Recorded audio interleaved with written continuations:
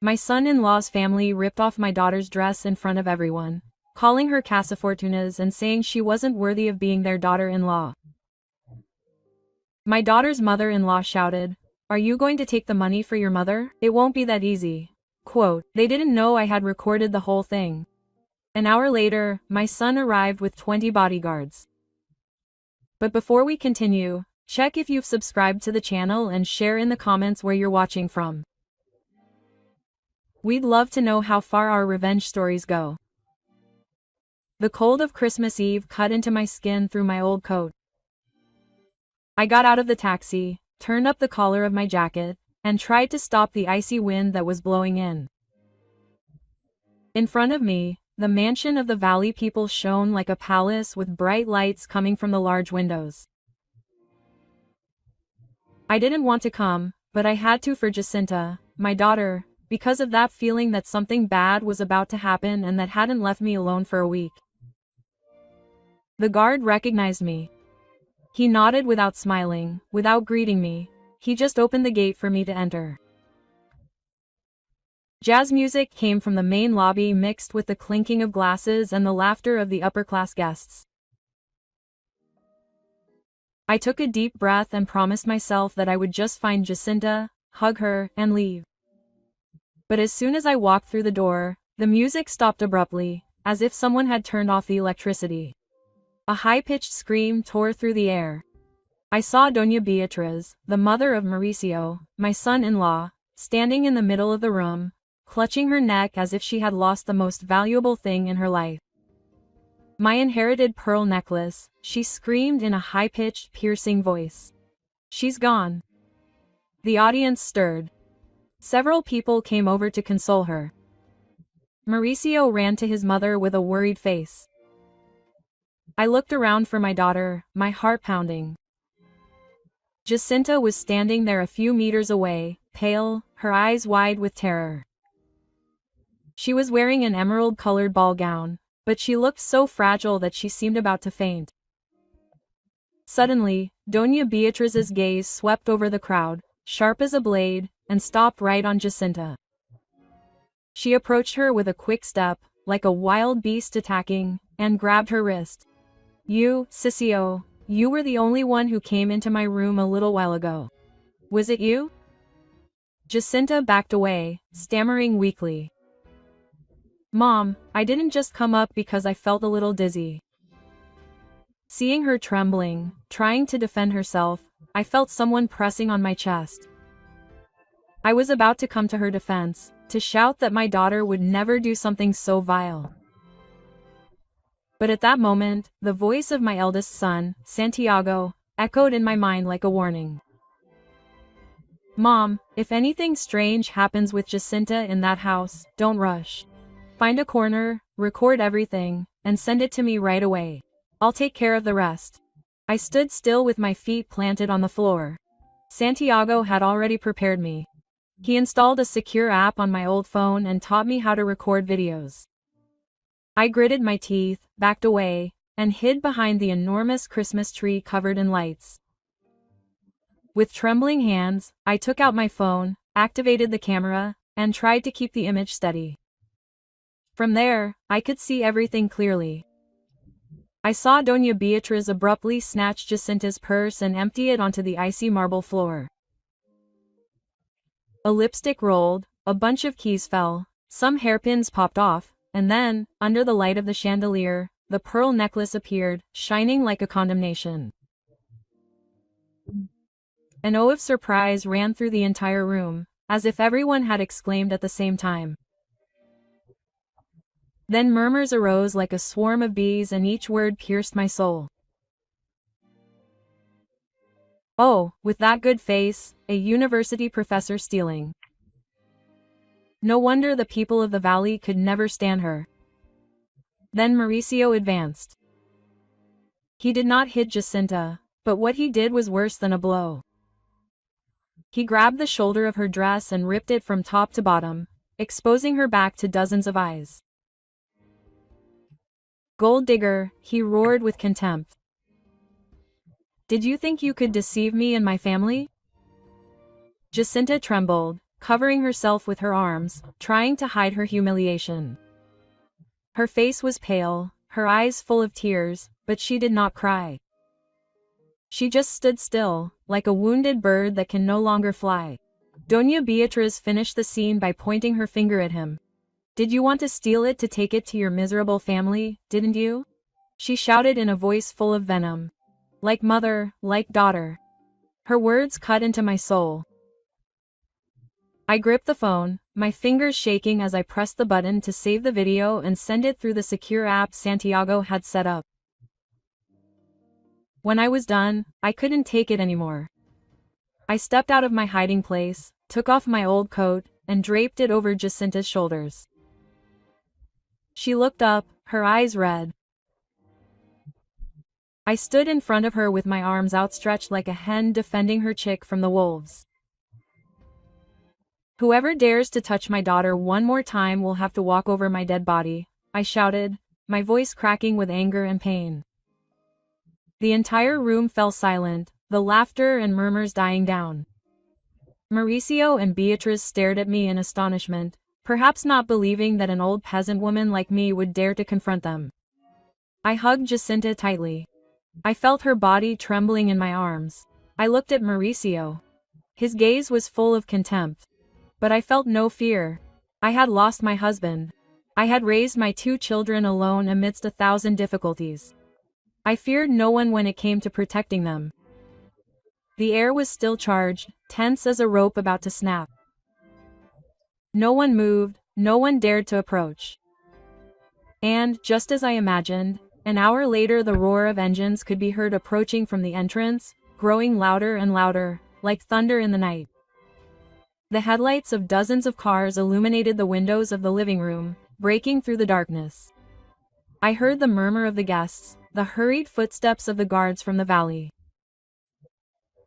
20 identical black SUVs slowly entered the courtyard of the mansion, forming a silent and menacing line. At that moment, my mind was dragged back to the days when my family was still complete.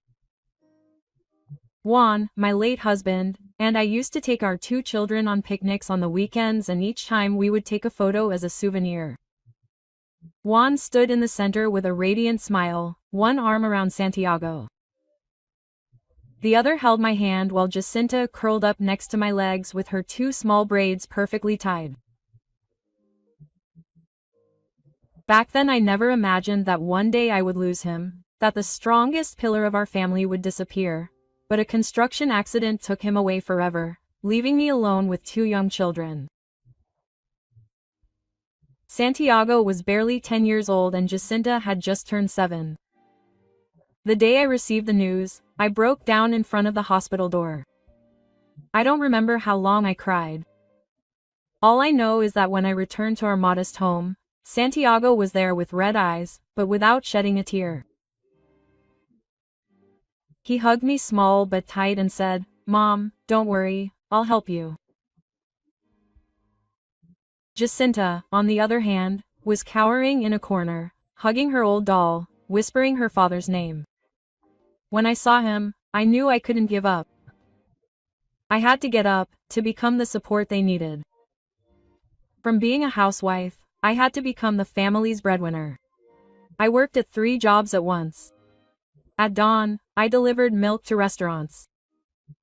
During the day, I baked in a workshop, hunched over the machine until my shoulders ached, and at night, I cleaned the offices of a small company.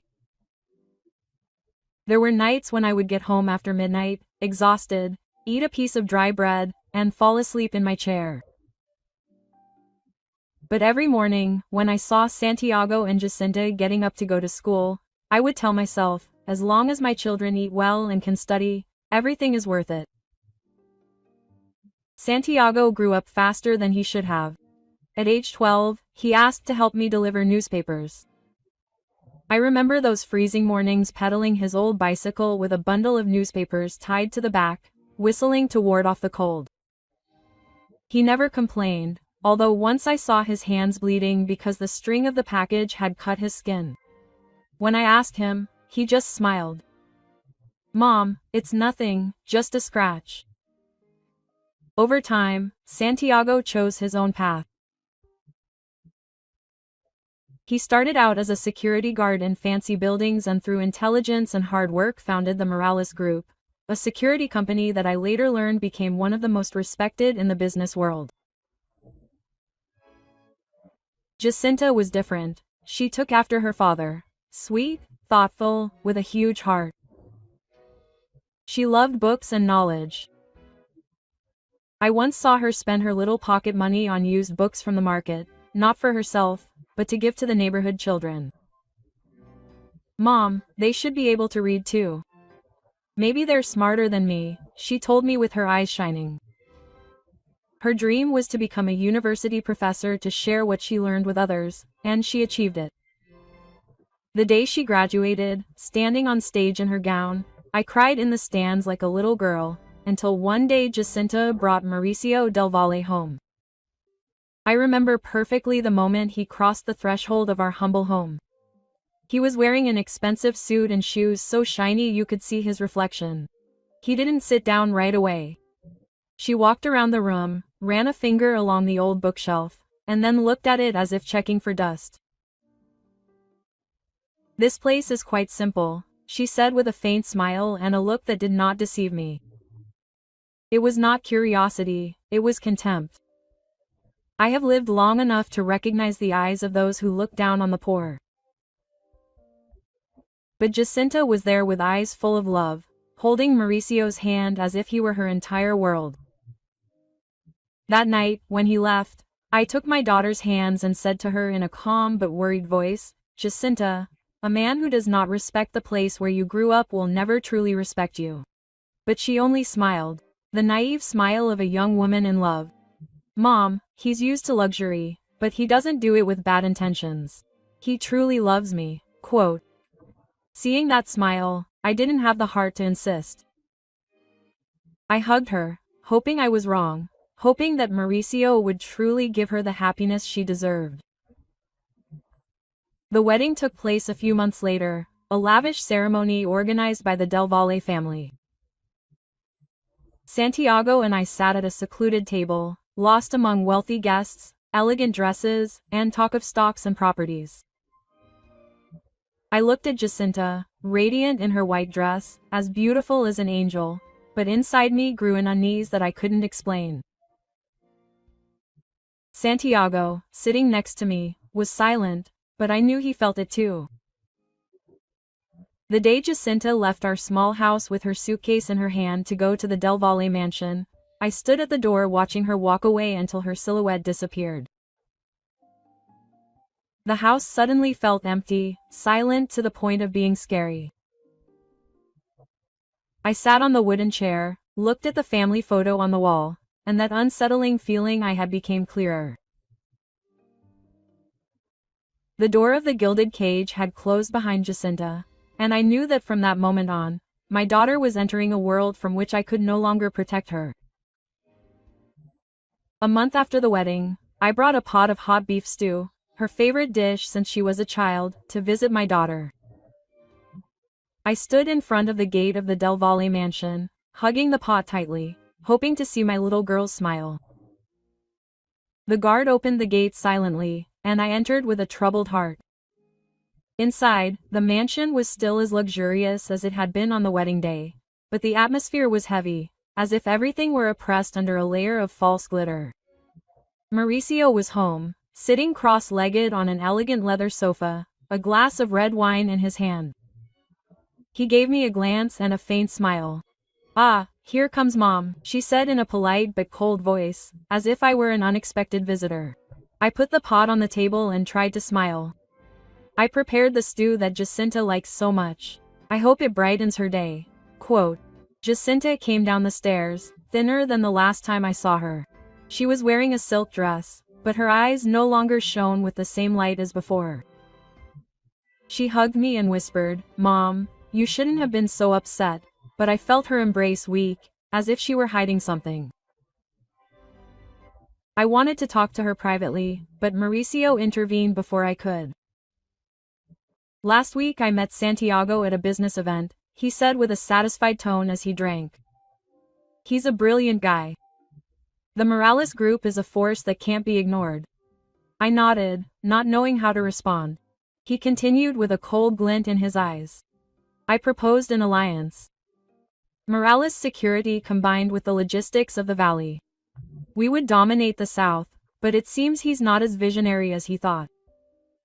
His smile tightened and I could see the frustration behind his polite facade. He looked at me as if waiting for me to say something to defend him. I felt my heart sink. Santiago had never spoken to me about this, but he knew my son well. He wouldn't turn down an opportunity without a reason. I looked at Jacinta, who kept her head down, her hands clasped together, avoiding Mauricio's eyes.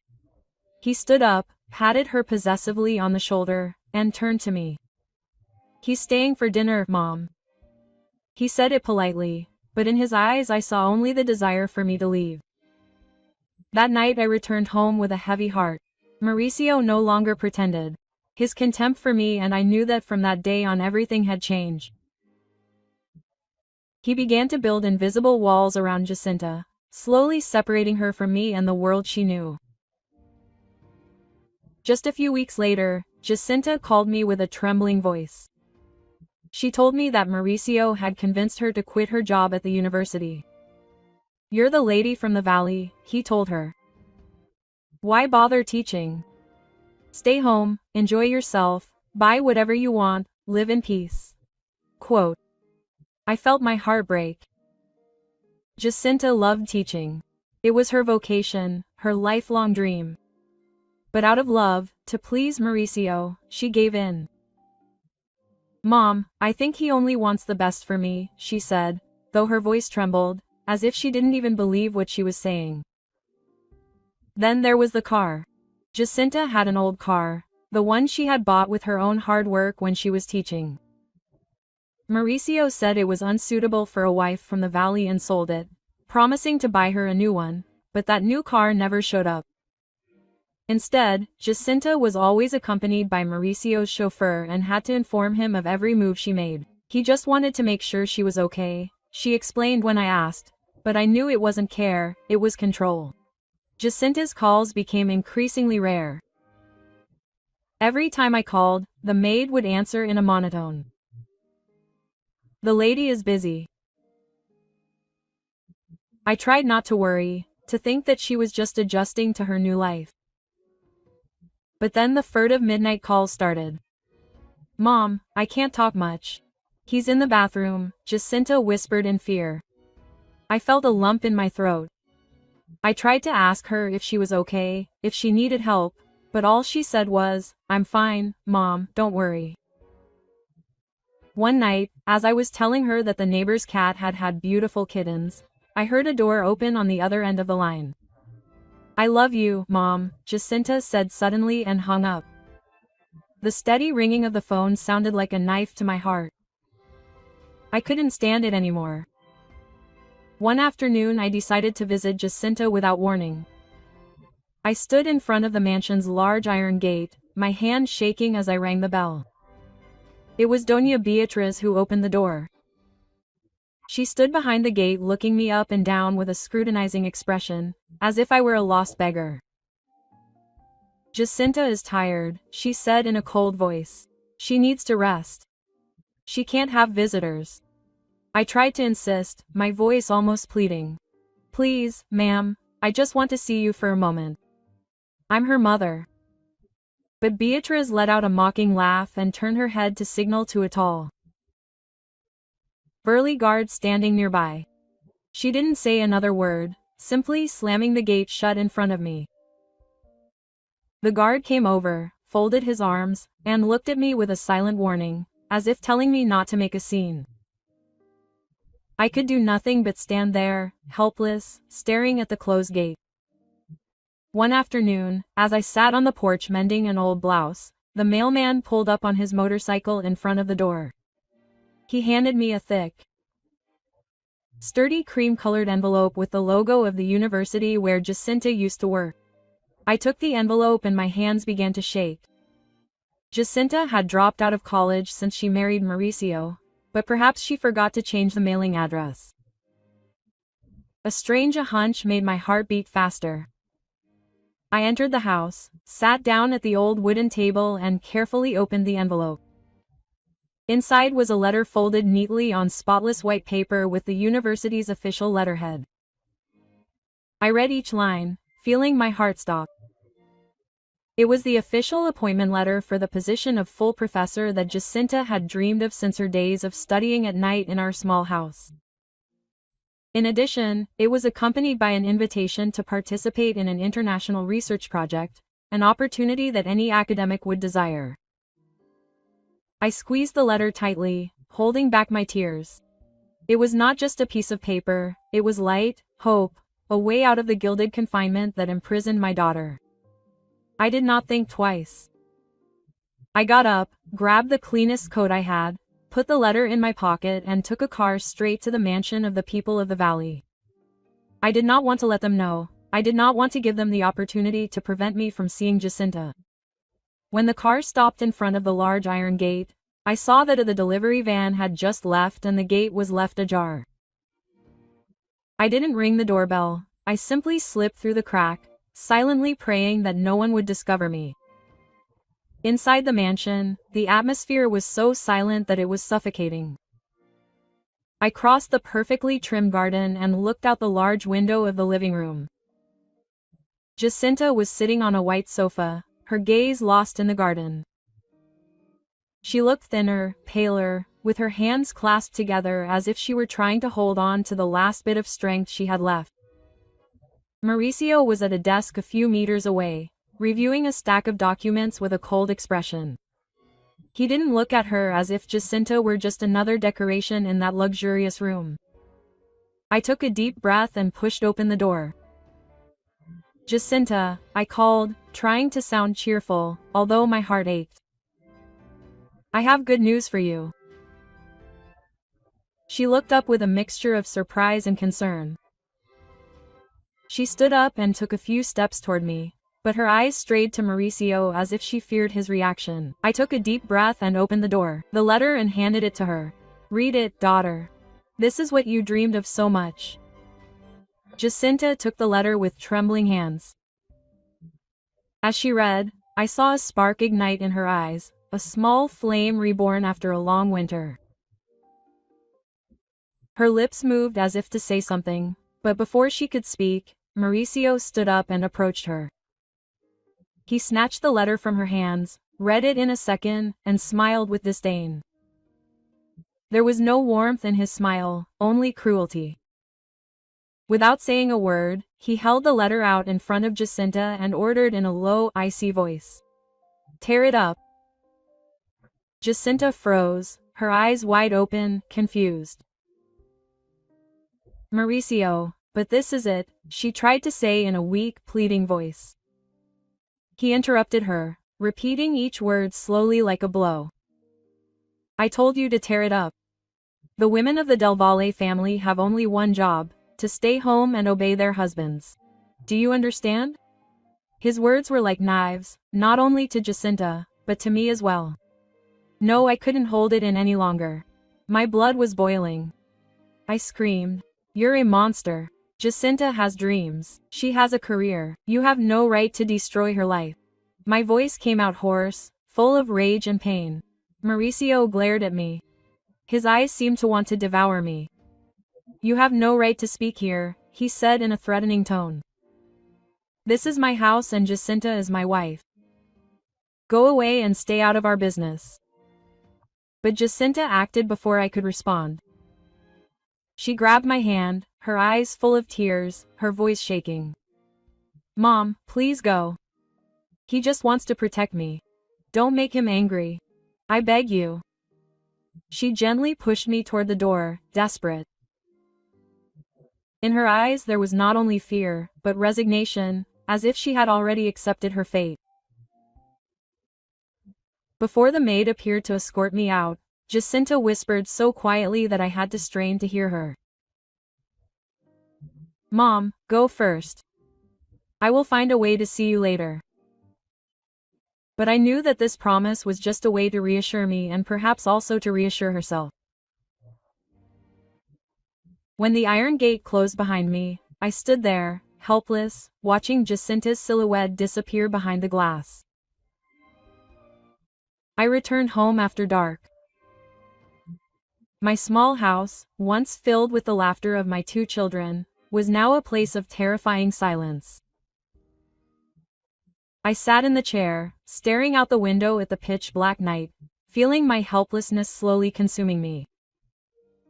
The letter, my last hope, was now nothing more than a meaningless piece of paper in Mauricio's hands. I couldn't let things continue like this. I picked up the phone, my hands shaking as I dialed Santiago's number. When I heard his voice, warm but full of concern. "Mom, what's wrong?" I tried to remain calm, although tears were already streaming down my cheeks. "Santiago, come to dinner with me this weekend," I said, my voice breaking. "I have something very important to tell you about Jacinta." I didn't say anything else on the phone. I knew Santiago would understand. He's always understood his mother. He's always known when I needed her most. I hung up and sat in the dark hugging the blouse Jacinta used to wear when she lived with me. That weekend, as night was beginning to fall, I heard the familiar sound of an engine pulling up in front of the house. Santiago got out of an old pickup truck dressed in simple clothes, looking nothing like the owner of the Morales group that everyone talked about so much. He'd always been that way. He didn't want any gossip from the neighbors. He didn't want anyone to think that we had changed lives. I stood in the doorway watching my son, now a grown man, walk in with a smile as warm as a ray of winter sunlight. He hugged me tightly, his breath warm on my shoulder, carrying with it the smell of road dust and something familiar from the old days. "Nothing has changed, has it, Mom?" he said, looking around the old house. "The smell of your stewed fish is still the same." I smiled, even though my heart was heavy inside. I went to the kitchen and began to prepare the chicken soup he had loved since he was a child. The aroma of fried garlic and broth filled the house, making it warmer. Santiago rolled up his sleeves, ready to help me, but I waved him off. "You've come a long way, son. Get some rest. Go to the living room, take care of your things. I'm almost done." He smiled that kind smile I've always loved and went out to the backyard, where the old bamboo board game his father had made still stood. I heard the chair creak as he sat down, and for a moment I felt a strange, almost forgotten peace, but that peace didn't last. I was cutting squash when I wondered if Santiago still enjoyed that dish as much as he used to. I wiped my hands on my apron, picked up the wooden spoon, and went out to ask him. As I approached the window overlooking the courtyard, I heard his low, cold voice, sharper than ever. "We shouldn't talk so much. The usurers of San Bernardo, I want everything, capital and interest. If you resist, you know what to do." His voice was unmistakable. It sounded like a firm order. The wooden spoon fell to the floor with a dry sound. That noise shook me out of my stupor. Santiago was startled, turned around, and saw me there, pale. He quickly said into the phone, "I'll call you later," and hung up immediately. He entered the house, his gaze fixed on me, full of concern, but also firmness. Trembling, I could barely say, "Santiago, what are you doing? Are you a debt collector? A thug?" The words came out on their own, as if he didn't want to believe what he had just heard. Santiago didn't answer immediately. He helped me sit down carefully, as if he was afraid I would collapse. He poured a glass of warm water, placed it in my hands, and only then did he sigh. His voice deepened. "Mom, I'm not a criminal." He knelt in front of me, his brown eyes fixed on mine, seeking my belief. "The world isn't fair, Mom," he said slowly. "Compensate, the law doesn't always reach the worst. I take money from those who steal, from those who swindle, from those who live off the pain of others, and I return it to those who deserve it." I stood still, gripping my glass tightly. Santiago continued. "The money from the San Bernardo case will go to pay for the hospital stay for a girl whose father, a drunk, broke her arm. The Morales security company is just a front, Mom, but don't tell anyone about this." His voice trailed off, afraid that I would be scared or disappointed. But I wasn't afraid, I was proud. Tears streamed down my face, not because I believed my son was a criminal, but because I realized that I was burdened with a world that I would never fully understand. However, concern for Santiago was soon replaced by Jacinta's pain. I couldn't hold it in any longer. Tears welled up and I told him everything. I told him about the university appointment letter, about the hope I believed could save it. I told him how Mauricio had snatched it from me, how he had ordered Jacinta to destroy it, and how she looked at me with eyes full of despair. I told him how Doña Beatriz had shut me out of Jacinta's midnight calls. Her voice was shaky, broken. I told him how she had faded away little by little, thin, empty, like a caged bird that no longer knew how to fly. Santiago stood there listening in silence, his hands clenched until they turned white. I saw a flash of anger in his eyes, but he didn't interrupt me.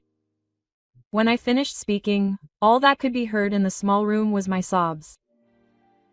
I covered my face, feeling a helplessness that was drowning me like a wave. I don't know what to do, Santiago, I said through my tears. I have done everything I could, but I could not save your sister. I am useless. Santiago stood up with a cold but determined gaze. He put his hand on my shoulder and said in a deep and firm voice, "Rest assured, Mom. I understand everything now." Quote. He looked at the pot of chicken soup that was still simmering on the stove, the warm aroma bringing back distant memories. "We will eat this whole meal next time," he said in a soft but heavy tone. "I have to go now." He left that same night without saying another word. I stood at the door watching as the van disappeared into the darkness. Days later I was in the small garden behind the house, carefully cutting ripe mangoes to take as a gift to Doña Lola, the neighbor. The sweet smell of the mango reminded me of those afternoons when Jacinta, as a little girl, would sit next to me eating mangoes and laughing when the juice ran down her chin. Now that memory only hurt. As I thought about that, I heard Doña Lola's hurried footsteps coming from around the corner. She ran toward me with a red face and a voice that was both curious and envious. "How lucky you are to have such a successful son-in-law. Tonight, the people of the valley are having a big party, celebrating the company's record profits. They say that even the owner of the auto repair shop was invited. They've already picked you up, haven't they?" Her words cut through my chest like a knife. There was no invitation, no call, not a note. That humiliation hurt more than the time Doña Beatriz slammed the door in my face. Not only did they forbid me from seeing my daughter, but now they wanted to erase my existence as if I were a stain on their brilliant world. I stood there with the mango in my hand, but my soul was frozen. I forced an awkward smile toward Doña Lola. I said a few random words and entered the house, slamming the door shut. Sitting in the small kitchen, I watched as the sky gradually darkened. A bad feeling washed over me, so strong that it made me shiver. Why did it have to be tonight? Why such a big party? I knew that people from the valley never did anything without a purpose. This party wasn't just a celebration, it felt like a staged performance, and I feared that Jacinta, my daughter, would be the center of a cruel performance. I couldn't stand idly by. I went into my room, opened the closet, and took out my emerald silk blouse. The prettiest one I owned, the gift Jacinta had bought me with her first salary as a teacher. I ran my hand over the soft fabric, remembering her radiant smile when she gave it to me. "Mom, you look beautiful in this blouse." I put it on and looked at myself in the old, fogged-up mirror. I wasn't young or beautiful anymore, but I was Jacinta's mother. And tonight I would go as such, no matter how much contempt they felt toward me. I took a taxi to the residential area. As the car sped along the brightly lit streets, I saw a line of luxury cars in front of the Valle family's house. The vehicles gleamed, the dresses dazzled. Everything reminded me that I didn't belong in that world, but I didn't care. I just wanted to see Jacinta, to make sure she was okay. The guard wasn't the same one who had denied me entry before. He looked at me in surprise, but then bowed his head and opened the gate without saying anything. I felt something strange, but I didn't have time to think about it. Instead of going through the main door, I slipped down the side path of the garden, hiding among the precisely trimmed bushes. From there, through the large windows, I could see the entire hall. Jazz music mingled with laughter and the clink of glasses. I looked around for Jacinta, my heart beating wildly. She was there in a corner of the hall wearing an emerald ball gown, but she looked more fragile than ever, like a shadow about to vanish. Suddenly, the music stopped. A high-pitched scream split the air. I saw Mrs. Beatriz in the middle of the room, clutching her neck and screaming. My inherited pearl necklace has disappeared. The crowd murmured and Mauricio ran toward his mother with fake concern on his face. My premonition became reality. This wasn't a party, it was a trap and Jacinta was the prey. I froze when Beatriz pointed directly at Jacinta and shouted, You were the only one who came up to my room a moment ago." Jacinta turned pale, trying to explain herself, but her voice was lost in the murmurs of the audience. Beatriz snatched her purse, threw everything on the floor, and then the pearl necklace appeared, shining like a planned accusation. Exclamations and venomous whispers were heard with that innocent face, a teacher doing that. I wanted to run away, screaming that it was all a lie, but I remembered Santiago's words in my mind. "Mom, if something strange happens, don't do anything rash. Record everything and send it to me." I stepped back, hiding behind the huge Christmas tree full of bright lights, my hands shaking as I pulled out my phone. I activated the camera, trying to keep my hand from shaking as I recorded the entire disgusting scene. Mauricio lunged at Jacinta, grabbed her dress by the shoulders, and ripped it, exposing her back and shoulders to dozens of stares. "Interested?" she roared. "Do you think you can fool my family?" Beatriz added, pointing at me even though I was hiding. She was going to steal it to take it back to her poor family, like father, like son. Each word was like a stab in the heart. I saw Jacinta trembling, hugging herself, trying to cover her shame. I gritted my teeth, saved the video, and sent it to Santiago through the secure app he had installed himself. With that done, I couldn't hide for another second. My daughter needed me. I stepped out of my hiding place, took off my coat, and draped it over Jacinta. "Whoever dares to touch my daughter one more time will have to walk over my dead body," I shouted, my voice hoarse with rage and pain. The air in the room became thick, dense after my scream echoed through the crowd. At that moment, the roar of an engine rumbled from the entrance, completely drowning out the music that was still playing. All eyes turned to the windows. Through the glass, I saw the headlights of several cars illuminating the place like the eyes of beasts in the night. 20 identical black subs slowly entered the courtyard of the mansion. They didn't stop at the guest area, but instead lined up in 2 rows, creating a direct corridor to the main hall, imposing and charged with tension. My heart was pounding, not from fear, but because I knew Santiago had arrived. Doña Beatriz caught her breath. Her face twisted with fury. She screamed at the guards who were nearby. "What are they doing standing there? Stop them! Who gave them permission to enter?" But the guards from the family in the valley stood motionless with their heads down, not daring to move. I sensed that something was wrong, but before I could think any further, the door of the first vehicle opened. Santiago got out. He wasn't wearing a suit like the businessmen in the hall, just a simple black shirt with the sleeves rolled up, revealing his strong arms. But the aura he emanated was enough to take everyone's breath away.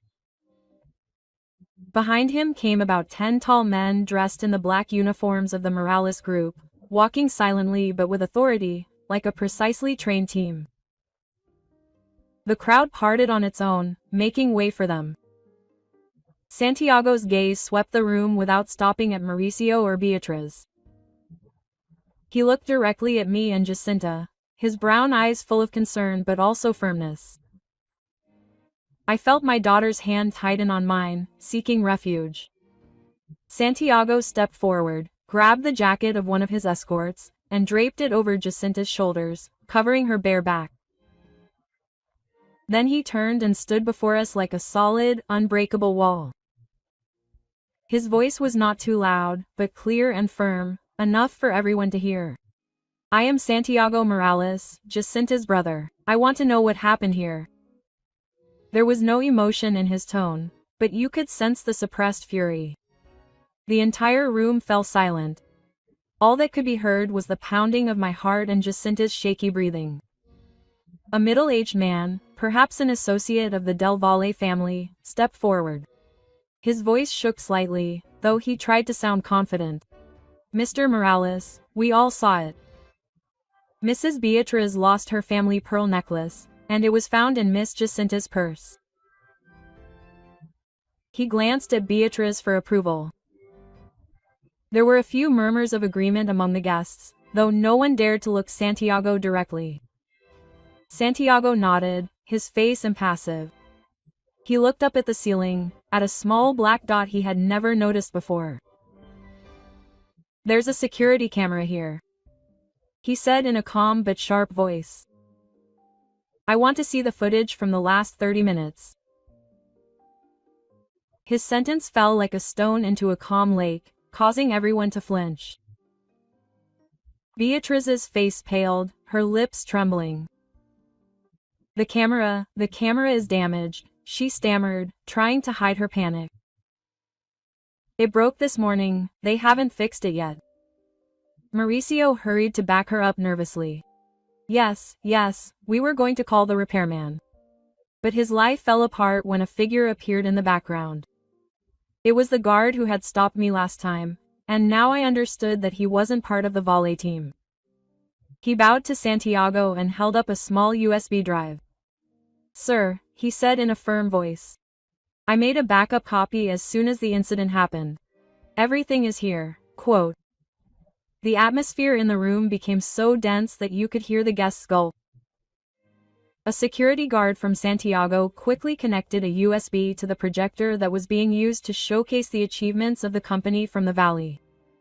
When the big screen lit up, the entire room fell silent. All eyes turned there as if time had stopped. The video began. The image was clear, the sound clear, like a sharp knife cutting through the mask of falsehood. I saw Jacinta on the screen, standing in a corner of the room talking to some guests. She looked exhausted, her eyes dull, but she still forced a weak smile, as if she wanted to maintain a little dignity for the people of the valley. When I saw her, my heart ached. That was not my Jacinta, the radiant girl who used to go up on stage and share her dreams with the students. She was a shadow locked in a golden cage that I could not open. Then the camera moved to a hidden corner behind a marble column. Mauricio dragged Beatriz there. Mother and daughter whispered, looking at Jacinta with furtive eyes. Although I did not clearly hear what they were saying, their furtive signs and gestures did not hide their evil intentions. I squeezed Jacinta's hand. I felt my blood boil in my body. They had prepared a plan. They had set a trap to destroy my daughter. The screen continued showing Mauricio returning to the center of the room with a glass of wine, gently tapping the rim to get attention. He began a pompous speech, with a tone of self-sufficiency, as if the entire world should hear him. The crowd paid attention. No one was looking at Beatriz. The video cut to a close-up of her as she stealthily approached Jacinta's bag on the table. With a quick movement, she put the pearl necklace in her purse and returned to her seat with a calm face, as if nothing had happened. Seconds later the staging began. She began shouting about the missing necklace, hugging each other's necks. When the video ended, the room erupted. The gossip was no longer directed at Jacinta. but at the mother and daughter in the valley. Glances of contempt and whispers full of indignation echoed throughout the room. Some guests took out their phones, recording the screen, recording the pale faces of Mauricio and Beatriz. I looked at them and saw Beatriz trembling. The thick makeup did nothing to hide her panic. Mauricio stood there with his fists clenched, as if trying to hold on to the last bit of pride. Jacinta, after her shock, looked up at Mauricio. Her eyes were red, her voice trembled with pain and disappointment. Why? Why did you do this to me? I heard my daughter's heart break with each word. I wanted to hug her tighter, to protect her from that cruel truth, but I couldn't. Mauricio, with nothing left to hide, dropped his last mask. He smiled a venomous smile, full of contempt. Why? Because you're no longer of any use to me. I never loved you. I married you because I heard your brother was someone important. I wanted to do business with him, but he wouldn't do it. She pointed her finger at Santiago, her voice laced with venom. When he refused, to me, you were nothing more than a useless debt. His words were like a final dagger that stabbed Jacinta's soul. She took a false step. If I hadn't held her, she might have collapsed. I felt every tremor, every tear soaking my shoulder. I wanted to scream, to throw myself at Mauricio, but I could only hug my daughter, trying to keep them both from falling apart. Beatriz, as if wanting to regain her authority, shouted at the guard who had brought the USB. Traitor, the people in the valley pay you to stab us in the back. She pointed with her finger, her hair disheveled, her makeup smudged with rage. But for the first time Santiago spoke in an icy cold voice. He's wrong. He's from the Morales group. I hired him to ensure my sister's safety after hearing her mother tell me what they did to her. He's done his job very well.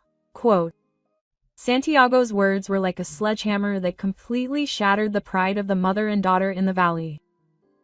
Beatriz stepped back, her mouth open, unable to say anything. Mauricio stood there motionless, his face pale, as if he had lost all the world he thought he had. The people around him began to murmur louder. The criticism could no longer be held back. They dare to invent things to hurt him, a woman whispered. What a shame, a man said, shaking his head. Mauricio, who still hadn't accepted defeat, looked at Santiago defiantly. So what? What good is it to unmask us? This is still my home, my company, you and that useless woman with her mother out of here. His words were like a slap to my pride. Santiago stood there looking at Mauricio, not with anger, but with cold, compassionate contempt. He gestured to a nearby guard. That guard approached and placed a thick folder of documents on the shiny wooden table. The plov-off as he placed it resounded in the silence like a sentence. Santiago looked through each page of the file in a calm voice, but each word that came out of his mouth fell like a hammer blow on the mother and son of the valley. The Logistics del Valle company has suffered constant losses in the last 3 months due to your bad decisions. The main shareholders have lost all patience. He took out a sheet full of signatures and held it up for everyone to see. This is the authorization document to sell the shares of 80% of the partners and the buyer of all those shares paying 5% above the market price. It is Morales Group. In short, from today I am your boss, Mauricio. He staggered back, his face pale as if he could not believe what he was hearing. The crowd began to murmur. Looks of surprise and curiosity focused on him, but Santiago was not finished. He took another set of documents from the file. His voice was still firm, but colder. And you use this mansion as collateral for a quick loan in order to save the company. Unfortunately, the lending institution is also a subsidiary of Morales Group. He closed the file with a sharp thud, a clack that sounded like the end of the Del Valle Empire. This house will be remodeled starting tomorrow and converted into the House of Peace, a free shelter for women victims of domestic violence, funded by the Morales Group Foundation, Santiago said, glancing briefly at Beatriz and then fixing his gaze on Mauricio. You and your mother have 24 hours to leave. Beatriz shouted, her hair disheveled, her makeup smudged from crying and fury.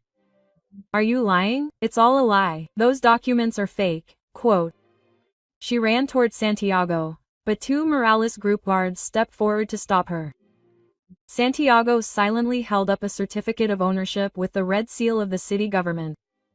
That seal was authentic, unquestionable.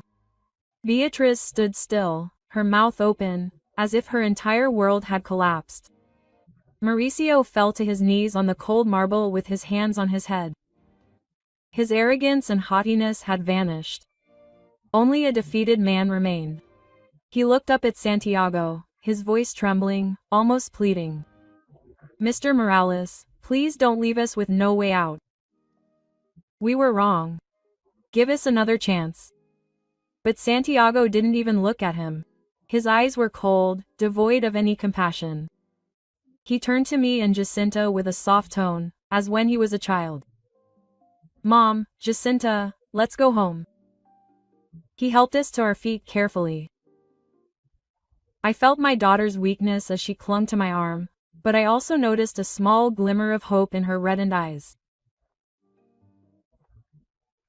Santiago led us through the hall, past the stunned crowd, past Mauricio and Beatriz, who remained on their knees amidst the ruins they had created themselves. No one dared to say a word, no one tried to stop us. I heard a few whispers, murmurs about the fall of those in the valley, but I didn't care. All I saw was Jacinta, my daughter, finally free. As they pulled out, 20 sub-minivans started their engines in unison, their headlights illuminating the night and leading the way. Santiago led us to the lead vehicle and opened the door for Jacinta and me. I sat in the back seat and hugged my daughter tightly, feeling her warmth after so many months apart. Jacinta rested her head on my shoulder and whispered, Mom, I'm sorry, I was wrong not to listen to you. I stroked her hair, tears streaming down my cheeks. It's okay, daughter, I said, my voice breaking. I just want you to be okay. Let's go home, everything will be okay. The day after the event, at the Del Valle mansion, Jacinta and I went to court with the video that Santiago had obtained from the security cameras. It was irrefutable proof of the abuse and humiliation she had suffered, and the judge immediately granted her request for a unilateral divorce. I sat next to her during the hearing, holding her hand, feeling her fingers tremble. When the judge declared that Jacinta was officially free, she looked at me with tears in her eyes, but this time they were tears of liberation. The family from the valley, like a sandcastle by the sea, collapsed in a single night. No one knew for sure where they went. Rumors spread quickly through my old neighborhood. One day, Doña Lola, my neighbor, came running over excitedly. Did you know? They saw Mauricio carrying boxes in the central market, all sweaty, skinny, unrecognizable. Nothing remains of the young gentleman from before. Weeks later, someone mentioned that Beatriz worked cleaning bathrooms at a restaurant on the outskirts, dressed in a maid's uniform. The arrogance that once dominated their faces had disappeared, replaced by the misery of those who had lost everything. She felt no joy, only a vague sadness. They dug their own grave, and I just hope Jacinta never has to meet them again. Just as Santiago promised, the Logistics Del Valle company was restructured under the direction of the Morales Group. Santiago kept the hardworking employees, those who had been dedicated but overshadowed by the adulation within the company. He fired the flatterers, the same people who had contributed to Valley's decline. The company was refocused to transport essential goods, food, medicine, and supplies to the most remote areas where people needed help the most. I listened to Santiago tell me in a voice full of enthusiasm, Mom, I want this company to not only make money, but to also bring something good to people. As I listened to him speak, I couldn't help but feel proud. My son, that boy who delivered newspapers, was now changing an entire community. The Del Valle mansion was also demolished as a way to erase the memories of Jacinta's dark days. On that same land, a new modern yet welcoming building rose, with large windows that let in sunlight and rows of green trees. Santiago called it Casa de la Paz, a free shelter for women victims of domestic violence. When he took Jacinta and me to meet her for the first time, I saw simply yet warmly decorated rooms with clean beds, shelves full of books, and a small garden where women could plant flowers and find peace. "This is where your sister and other women will be able to start over," Santiago said, his eyes full of faith. On the day of the opening of Casa de la Paz, I stood between Santiago and Jacinta, looking out at the crowd arriving. Jacinta, who had regained her radiant smile, wore a light blue blouse and stood before everyone to share her story. She had volunteered as a psychological counselor there, organizing life skills workshops and teaching women how to rise from pain. Watching her speak, with a soft yet strong voice, I recognized the young woman who once dreamed of changing the world through books. "I lost my way for a while," Jacinta told the crowd, "but thanks to my family, I found it again and I want to help other women find their light too." I was there with tears rolling down my cheeks, not from sadness, but from happiness. Santiago was by my side, no longer as cold as he had been that night. He was a son, a noble and steadfast brother, always ready to protect his family. When the big curtain fell and the sign that read Grupo Morales for Justice and Family was revealed, the audience erupted in applause. I looked at those words and felt my heart stop. It wasn't just the name of Santiago's company, it was a promise, a faith that he had placed in our family and in the values that his father and I had taught him since he was a child. Amidst the applause and shouts of joy from the women who had found a new beginning, from the volunteers, and from everyone who had come to celebrate, Santiago, Jacinta, and I hugged each other tightly. A tight hug, as if wanting to make up for all the days of pain, the nights I cried alone, the times Jacinta called me in panic, and the silent burdens that Santiago had endured. I felt the warmth of my two children, and for the first time in many years I felt that my family was whole again. When it was all over, I understood that life doesn't just teach us to get up after falling, but also to keep our hearts firm in the midst of the storm. What my children and I had experienced wasn't just a series of sufferings, but a journey to recover justice, dignity, and faith. I understood that sometimes a mother's silence isn't weakness, but a way of preparing to protect her children with all her life. And like Santiago, I learned that revenge isn't always paid for with blood and tears. Sometimes the cruelest punishment is letting the guilty party sink into the consequences of their own actions. Jacinta, my daughter, showed that a woman, no matter how hurt she is, can always rise stronger and kinder than before.